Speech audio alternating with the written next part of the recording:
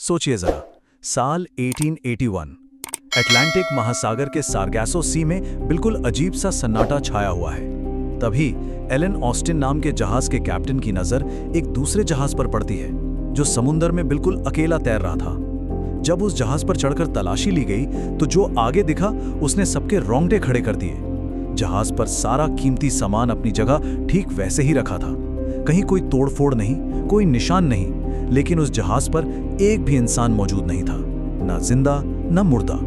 ऐसा लग रहा था जैसे पूरा का पूरा क्रू हवा में गायब हो गया हो। और पता है, यहीं से शुरू होती है एक ऐसी जगह की डहलाने वाली कहानी जिसने सदियों तक पूरी दुनिया के दिलों में खौफ पैदा करके रखा है। इस नए और रोचक एक्सप्लेनर में स्वागत है। आज हम सीधे अटलांटिक महासागर के उस 5 लाख स्क्वायर माइल वाले हिस्से की गहराई में उतरेंगे जिसे सारी दुनिया बरमुडा ट्रायंगल के नाम से जानती है। सदियों से इस जगह ने लोगों को डराया है। किसी ने इसे डेविल्स ट्रायंगल कहा तो किसी ने लिम्बो ऑफ द लॉस्ट। लेकिन आज हम इन डरावनी कहानियों से थोड़ा आगे बढ़ेंगे। आज हम डेटा और फैक्ट्स की मदद से समझेंगे कि इस रहस्य के पीछे आखिर कितना मिथक है और कितना मौसम विज्ञान। तो अब सबसे बड़ा सवाल दिमाग में क्या आता है? एक छोटी मोटी बोट अगर गायब हो जाए तो फिर भी समझ में आता है, लेकिन जरा सोचिए, जब ऐसे विशाल जहाज और आधुनिक हवाई जहाज गायब होते हैं जिनका वजन हजारों टन होता है, और हैरान की बात यह है कि समुद्री सतह पर उनका एक छोटा सा टुकड़ा या मलबा तक नहीं मिलता, तो दिमाग घूमना लाजमी है कि आखिर उनका बचा हुआ हिस्सा गया कहां? क्या समुद्र उन्हें जिंदा निगल गया या आसमान ने उन्हें ऊपर खींच लिया? तो चलिए सबसे पहले देखते हैं कि इस डरावने रहस्य का आखिर जन्म कहां से हुआ और बिना कोई निशान छोड़े गायब होने का ये सिलसिला शुरू कैसे हुआ। ये दर कोई आजकल की पैदाइश नहीं है। इसकी शुरुआत दरअसल 1492 से ही हो गई थी, जब महान अन्वेषक क्रिस्टोफर कोलंबस अपनी यात्रा के दौरान इस क्षेत्र से गुजरे तो उन्होंने अपनी डायरी में बड़ा अजीब किस्सा लिखा। उन्होंने बताया कि यहाँ आते ही उनका कंपास एकदम तेजी से घूमने लगा और आसमान से एक बड़ा सा आग का गोला सीधे समंदर में आ गिरा। वहीं से जो टाइमलाइन शुरू हुई वो डरावनी है। 1840 में फ्रेंच जहाज रोजाली का बिल्कुल खाली मिलना, फिर 1881 में एलन ऑस्टिन की गोस्ट शिप वाली घटना जिसका जिक्र हमने शुरू में किया। लेकिन मामला सच में तब गंभीर हो गया जब 1918 में यूएसएस साइक्लॉप्स लापता हुआ। ये यूएस नेवी का 10,800 टन का ताकतवर जहाज था जिसमें 306 लोग सवार थे। पूरा का पूरा जहाज हमेशा के लिए गायब हो गया। इसने साफ कर दिया कि इस जगह पर सिर्फ पुराने जहाज ही नहीं बल्कि टॉप क्लास सैन्य जहाज भी महफूज नहीं थे।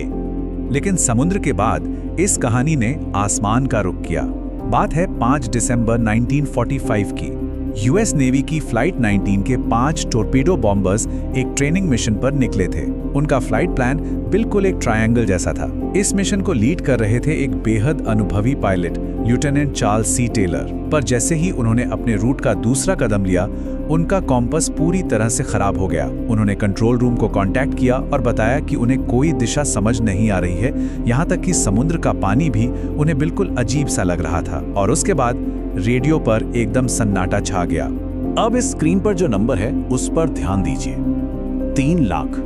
ये 3 लाख स्क्वायर माइल्स वो विशाल एरिया दर्शाता है जिसे फ्लाइट 19 और उन्हें ढूंढने गए रेस्क्यू प्लेन की तलाश में छान मारा गया था।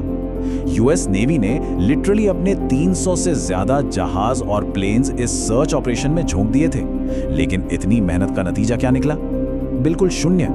ना किसी प्लेन का एक छोटा सा पुर्जा मिला, ना किसी इंसान का कोई निशान।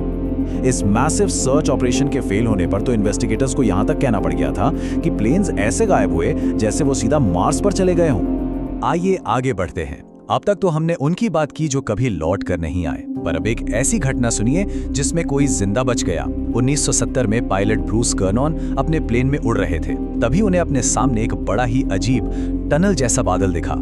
जैसे ही वो उसके अंदर घुसे, उनके प्लेन के सारे इलेक्ट्रॉनिक इंस्ट्रूमेंट्स ने तुरंत काम करना बंद कर दिया और चारों तरफ एक घना अजीब सा धुंध छा गया। लेकिन सबसे हैरान करने वाली बात तब हुई जब वो उस बादल से बाहर निकले। वो सीधे मायामी पहुंच चुके थे। देखिए, एक सफर जिसमें नॉर्मल कंडीशंस में 90 मिनट लगते हैं वो सिर्फ 45 मिनट में पूरा हो गया। उनके प्लेन की टॉप स्पीड ही 180 mph थी, पर उस दिन उनकी एवरेज स्पीड 300 mph से भी ज्यादा निकली, जो कि टेक्निकली देखा जाए तो एब्सोल्युटली इम्पॉसिबल है। और बस जब ऐसी असंभव घटनाएं सामने आती हैं ना, तो शुरू होता है एलियंस, वॉर्म होल्स और एटलांटिस जैसी अजीबोगरीब थ्योरीज का सिलसिला। आइए इन पर भी एक नजर डालते हैं। तो हुआ ये कि 1964 में विंसेंट गैडिस नाम के एक लेखक ने आर्गोसी मैगजीन में एक आर्टिकल लिखा और बस वहीं से पूरी दुनिया को ये मशहूर नाम मिला, बरमूडा ट्रायंगल। उसके बाद तो जिसे जो समझ आया उसने वो थ्योरी बना दी। लोगों ने कहा कि शायद वहां कोई वर्म होल है जो दूसरे डायमेंशन में खुलता है। किसी ने विशाल समुद्री राक्षसों के किस्से सुनाए, तो किसी को यूएफओ और एलियंस के गुप्त ठिकाने नजर आने लगे। इसमें एक सबसे रोचक थ्योरी एटलांटिस शहर की थी।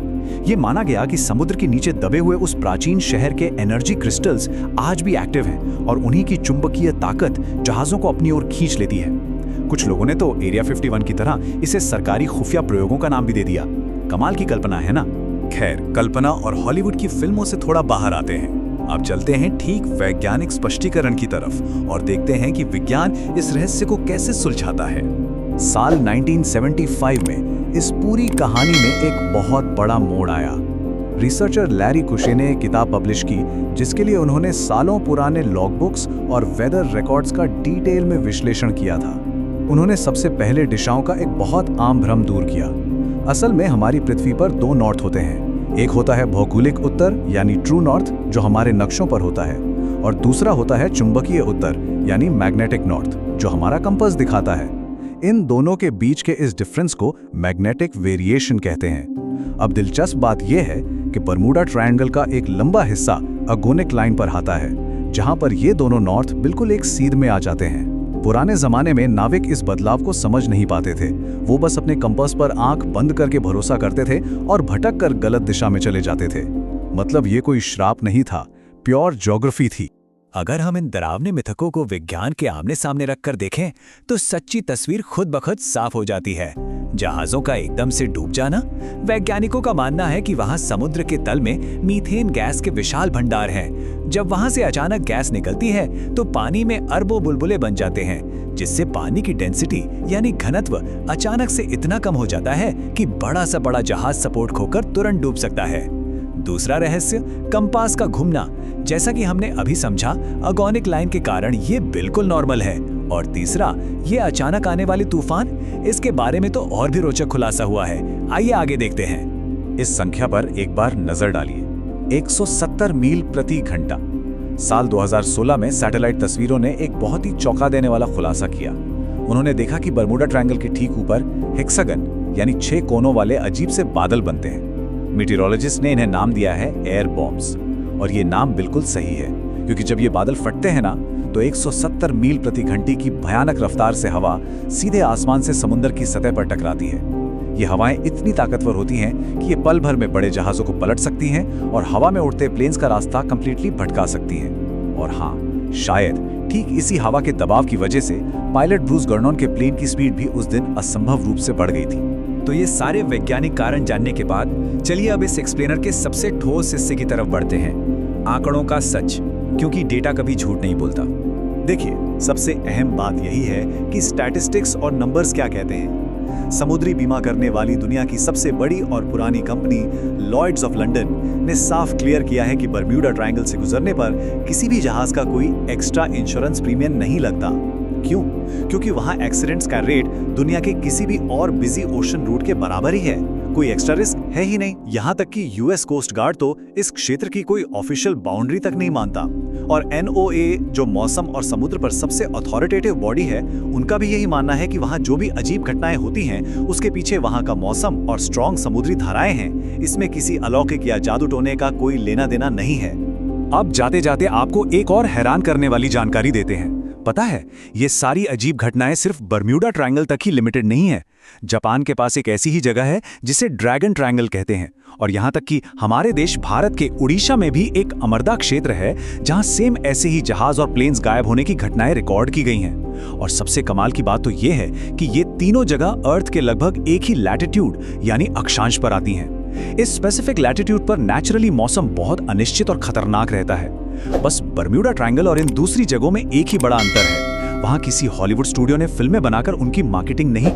तो सच में सोचने वाली बात यह है कि आखिर क्यों हमारा दिमाग एक तरकीब और इजीली समझ आने वाली वेदर रिपोर्ट को छोड़कर डरावने और रहस्यमयी मिथकों पर इतनी जल्दी विश्वास कर लेता है? सच तो यही है कि बर्मुडा ट्रायंगल कोई श्रापित जगह नहीं है। ये सिर्फ भयानक मौसम, भारी समुद्री धाराओं और थोड़ी बहुत बदकिस्मती का एक ठिकाना है। दुनिया के बाकी हिस्सों में ऐसी घटनाएं सिर्फ एक आम खबर बनकर रह जाती हैं, पर बर्मुडा में वही खबरें ऐसी कहानियां बन जाती हैं जो सदियों तक अमर रहती हैं। उम्मीद है आपको सच और मिथक के बीच का ये एक्सप्लेनर पसंद आया होगा। ऐसे ही मजेदार तथ्यों के लिए बने रहिए, और हाँ, अगली बार कोई जादू टोने की कहानी सुनाए तो उसके पीछे का विज्ञान जरूर सोचिएगा।